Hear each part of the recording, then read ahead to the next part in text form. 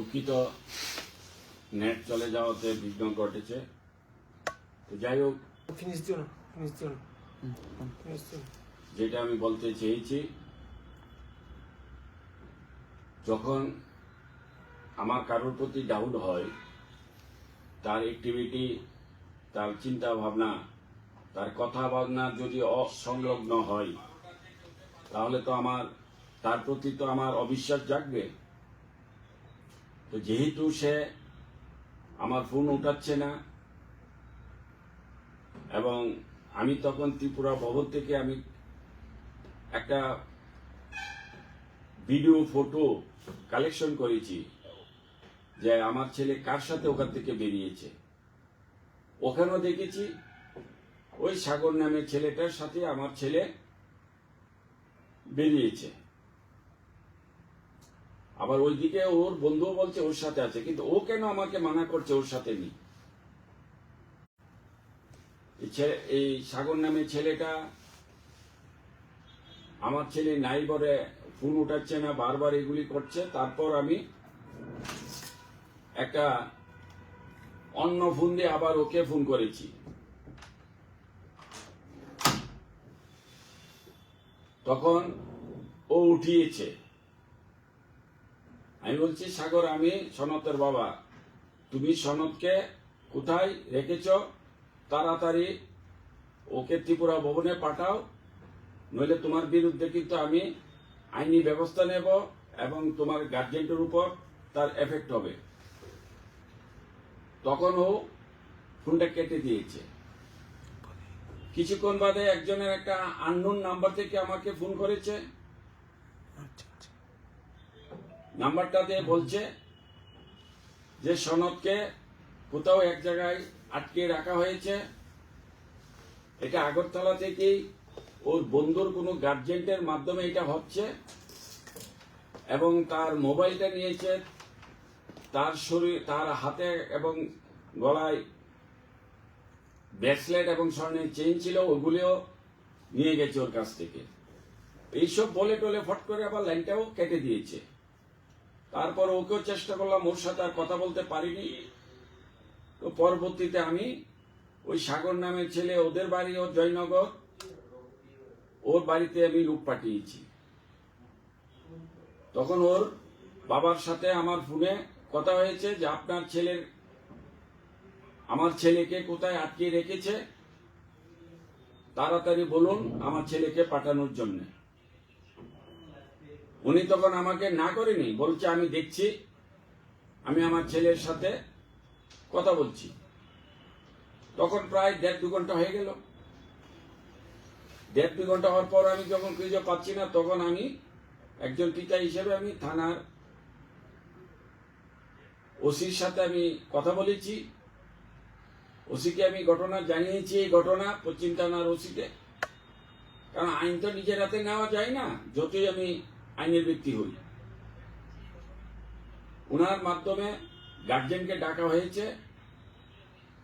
যখন গার্জেনকে ডেকে আনা হয়েছে থানায়, তখন হয়তো ওনার কাছ থেকেই খবর গিয়েছে ছেলের কাছে।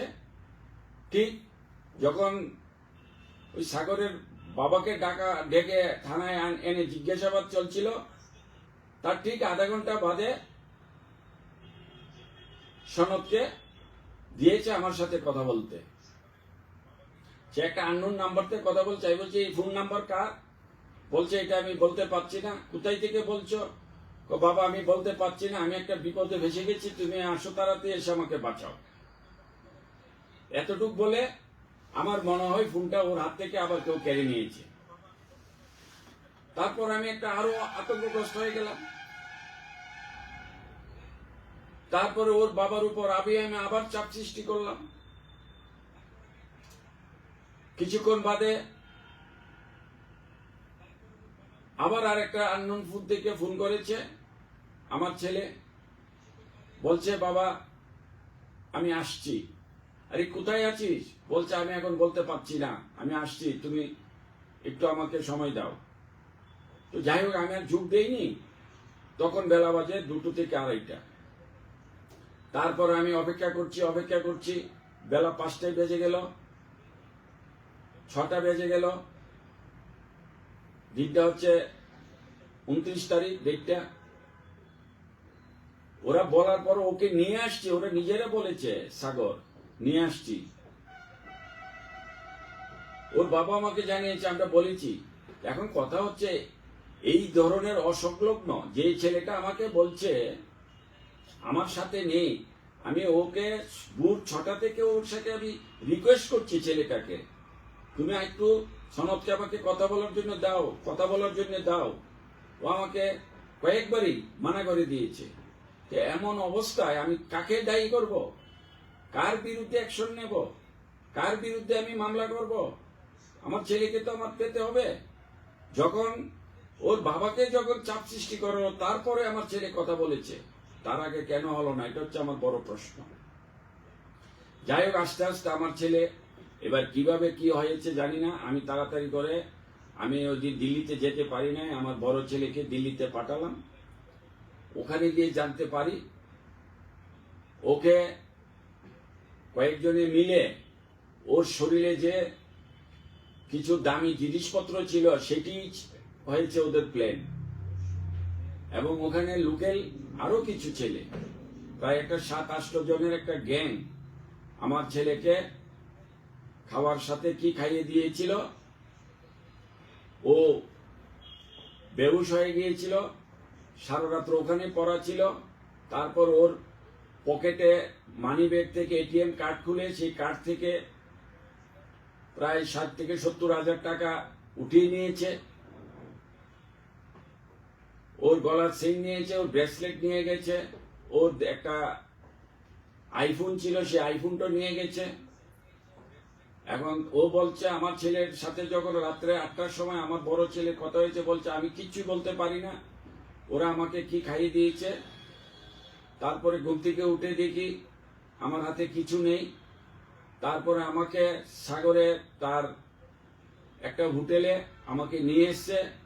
আমি এখানে আমাকে এনে রেখে দিয়েছে, কখন কি আমি জানি না, আমি বেহুশ হয়ে পড়েছিলাম। তারপরে বেলা 1:30-2টার সময় সাগর আমাকে জাগিয়ে উঠে তোমার সাথে কথা বলিয়ে দিয়েছে। তার আগে ঘটনাগুলি আমি কিছু বলতে পারি না, আমাকে কেউ বলে নাই, আমি কোথায় আছি তাও জানি না। অর্থাৎ ব্যাপারটা হয়েছে কি, সাগরের পিতাকে ধরে আনার পরেই, জয় জিজ্ঞাসার পরে আমি দেখলাম আমার ছেলেকে একটা পাওয়ার একটা রাস্তা হয়েছে, তার আগে কিছুই হয়নি।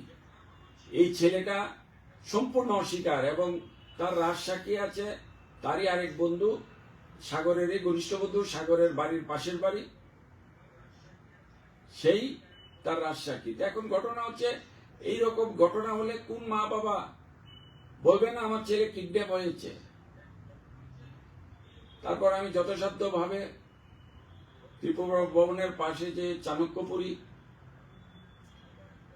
ছিল থানা, এবং আমার বড় ছেলে ওখানে ও বন্ধু বান্ধব নিয়ে তদন্ত করে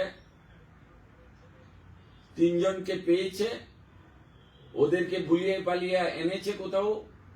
আবার একটা ওদের মতে কি আরেক শিকারী পেয়েছি, ওদের দ্বারাই আনা হয়েছে। এই সাগরের থেকে ফোন করা হয়েছে, সাগরকে বলেছি যারা ছিল ওদেরকে ডেকে নিয়ে আস। ওর ফোন থেকে ও ফোন করেছে, ওকে বলেছে যে তুই এমন ভাবে কথা বল যাতে ওরা আবার আসে তোর কাছে শিকারি করার জন্য। তোরা এসছে, আবার ওর কথা শুনে যে আরেকটা, ও এমন ভাবে বলেছে এখানে আরেকটা শিকারি হবে, তুমি আসো, তোমরা যারা আছো সবাই। তার মধ্যে ওরা 3 জন এসছে, তো 3 জনকে ধরে ফেলা হয়েছে। তারপর থানায় তাদেরকে হ্যান্ড ওভার করা হয়েছে, থানায় এসে নিয়ে গেছে।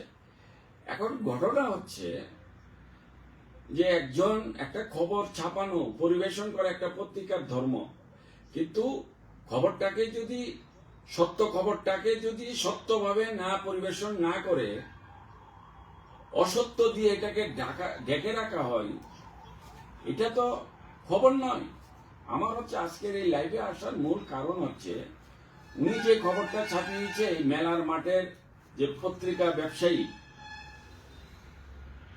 যিনি পত্রিকা ব্যবসা করার জন্য উনি যখন ইচ্ছে তখন যা ইচ্ছে তা লিখে মানুষের নামে যে কোনো পার্টির নামে ওনার এটা একটা অভ্যাস। আমার নামে তো প্রায় সময় লেখে, আমার এগুলি দেখার বিষয় না। উনি যা ইচ্ছা তা লেখুক, এটা ওনার বিষয়। উনি কারোর কাছে বলো এগুলি মাঝে মধ্যে লিখতে হয়, নইলে পত্রিকা তো বিক্রি করা যায় না, এগুলি উনি মন্তব্য করে কারোর কাছে। কিন্তু আমার প্রশ্ন হচ্ছে যে রাজনীতিটা ঠিক আছে, রাজনীতির কারণে আমার বিষয় নিয়ে উল্টো পুল্টো লেখে, কিন্তু আমার তো সন্তান, ওর মনে কি জাগবে যে আমি আজকে এত বড় একটা বিপদ থেকে বেঁচে এসেছি, মা ত্রিপুরেশ্বরীর আশীর্বাদে আমার ছেলেটা বেঁচে গেছে অল্পেতে, এবং আমার বড় ছেলের বুদ্ধি এবং আমাদেরও বুদ্ধি দিয়ে আমার ছেলেকে যে কোনো ভাবে হোক ওই যে জায়গায় ও আটকিয়েছিল সেখান থেকে বের করে এনেছি। এখন অব্দি আমি জিনিসগুলি পাইনি, কিন্তু চাণক্যপুরীর থানা ওরা টার্গেট করেছে। এর পিছনে মূল কারিগর হচ্ছে সাগর সাহা, এবং সাগর শাহর বাবাও দিল্লিতে গিয়েছে, থানায় গিয়েছে সাগর শাহকে অ্যারেস্ট করার পর, এবং এই তিনটা ছেলেকে অ্যারেস্ট করার পর সাগর শাহর পিতা চন্দন সাহাকেও বলেছে যে আপনার ছেলে হচ্ছে মূল গিল্টি, ওই সব ব্যবস্থা করেছে, ওর জিনিসগুলি ওর মাধ্যমে ওরা লুটপাট করেছে সবকিছু। থানার ওখানের যে ওসি সব আমার সামনে সাগর শাহর বাবাকে বলেছে। এখন বিষয় হচ্ছে আমি তো আইনের একটা কিছু করতে হবে না, আমি এখন আগরতলায়, তো আমি দিল্লি গিয়ে কিভাবে এফআইআর করবো, আমি আগরতলা করেছি। কিন্তু ওনার যে খবর পরিবেশন করার যে স্টাইলটা, এই স্টাইলটা বলছে হয় আমি মিথ্যে কথা বলছি, নইলে আমি কোন একটা উদ্দেশ্য আমার ক্ষমতা দেখাচ্ছি। উনি আমার খবরটাকে কিন্তু আমার যে ছেলে যে একটা বিপদ থেকে বেঁচেছে ওটা কিন্তু ওনার কাছে বিষয় ছিল না। ওনার কাছে বিষয় ছিল আমাকে কিভাবে হেওয়া করা, সঙ্গে আমার পরিবারকে নিয়েছে। এখন আমার ছেলে যদি এটা নিয়ে তার কোনো প্রকার মানসিক কোনো চাপ সৃষ্টি হয়, তার দায় কে নেবে? যেহেতু খবরের যে স্টাইল মনে হচ্ছে আমার ছেলে, এবং ওখানে তাও লিখেছে আমার ছেলেকে নাকি থানায় অ্যারেস্ট করেছিল এবং সাগরকে একসাথে অ্যারেস্ট করেছে, দুজনকে একসাথে নাকি ছাড়িয়েছে। এত বড় মিথ্যে কথা বলে আমার ছেলে মোটামুটি এক প্রকার মৃত্যু থেকে বেঁচে এসেছে। যে কোনো ভাবে হোক আবার ওখানে লুক দিয়ে, আর এখানে সাগরের পিতাকে প্রেসার করার পরে আমার ছেলেকে আমি পেয়েছি। তো আজকে উনি লিখেছে, এই পত্রিকা ব্যবসায়ী লিখেছে, আমার কোনো আপত্তি নেই, কিন্তু উনি কেন সত্য কথাগুলি দেখে রেখে নিজের ইচ্ছে মতে কতগুলি শব্দ এবং গল্প উনি লাগিয়ে দিয়েছে সাথে করে, এটা হচ্ছে আমার প্রতিবাদ। আমি এটার জন্য আজকে লাইভে এসেছি। এই করে তো পত্রিকার বিক্রি সাময়িকভাবে করা যাবে, কিন্তু একদিন আসবে এই পত্রিকাকে কেউ বিশ্বাস করবে না। এমনিতে তো পত্রিকা, অনেক পত্রিকা আছে হাস্যকর হয়ে গেছে। কিছু কিছু পত্রিকার কারণে ভালো ভালো পত্রিকাগুলি এখন একটা জনতার কাছে, যে পেপারগুলোর উপরে জনতা একটা বিশ্বাস ভরসা করে চলছে, কতগুলি পত্রিকা আছে আমাদের ত্রিপুরা রাজ্যে, এখনো ওরা চেষ্টা করে যাতে জনতার হয়ে চতুর্থ স্তম্ভ হিসেবে দায়িত্ব পালন করা। কিন্তু এক দুইটা পেপার পত্রিকা ব্যবসায়ী, ওদের যন্ত্রণায় আমাদের ঐতিহ্যবাহী কয়েকটা পত্রিকা যে আছে তাদের সমস্যা হচ্ছে, এটা আমরা জানি। তো যাই হোক, আমি আজকে না হলে, কারণ আমার যারা ফলোয়ার, আমার যারা আত্মীয় স্বজন, যারা আমার সহপাঠী, আমাকে যারা চিনে, তাদের কাছে আজকের এই মেসেজটা একটা আতঙ্ক হয়ে গিয়েছে। আমার কাছে কয়েকশো ফোন এসছে, সেই ফোনগুলিকে আমি তো এমনি উত্তর দিতে পারি না। ভাবলাম এই রাজ্যে তো অনেকেই ব্যাপারটা জেনেছে, তো আমি ভাবলাম এটাকে একটা ক্লিয়ারিফিকেশন দেই ব্যাপারটা কি। এখন আমার ছেলে সুস্থভাবে আছে বর্তমান, বাকিটা যে ঘটনা ঘটেছে এটা আইন দেখবে। আমি চাণক্যপুরীও আমি গতকাল গিয়েছি, আমার ওখানে বড় বড় পুলিশ অফিসারদের সাথে আমার কথা হয়েছে। ওনারা বলছে আমরা দেখছি এটা একটা বিরাট গ্যাংয়ের কাছে আপনার ছেলে যে কোনো ভাবেও পৌঁছে দিয়েছিল, আপনার এই বন্ধু বান্ধবের কথা শুনে ওখানে ওকে নিয়ে গেছে, যেহেতু একটা ব্যক্তি, পরিচিত ব্যক্তি আপনার ছেলে মনে করে, ওরা ভেবেছিল হয়তো কিছু একটা করবে। যাই হোক, ঈশ্বরের কৃপা আপনার ছেলে এখন বেঁচে গেছে, সুস্থ আছে। তো আমি আবার আজকে সকালে চলে এসেছি। তো আমি সকলকেই বলবো যে এই যদি আমাদের পরিস্থিতি হয়, মানুষ চতুর্থ স্তম্ভ হিসেবে দেখে পত্রিকাকে, আমি সকল পত্রিকার কাছে আমি এটার বলতে পারি এক প্রকার যে এই যদি হয়, আমার বিষয়, আমি রাজনীতি করি, আমার বিষয় নিয়ে অনেক কিছু লেখে, আমি এইগুলি কিছু আমার কোনো সমস্যা হয় না, যে যাটা লেখে সেটাই লেখা, তার ব্যক্তিগত বিষয়। তো আজকে আমার ছেলেটার বিষয় নিয়ে লিখেছে। আমার ছেলেটা এমটেক পাস করে এখন ও কোচিং নিচ্ছে দিল্লিতে, একটা সিএ কোচিং করছে। তো এই ছেলেটার মনে কি আসবে? ছেলেটা কি, আমার সন্তানটা কি ভাববে? যে পত্রিকাগুলির উপর কি ধারণা আসবে? হয়তো ওর মনে এফেক্ট হতে পারে যে যেটা ঘটনা হয়নি সেটা কেন লেখা হলো, যেটা অনেক ঘটনা লুকিয়ে আছে সেই ঘটনাগুলি কেন সামনে নিয়ে আসলো না, এগুলি তো ওর কাছে প্রশ্ন আসতে পারে।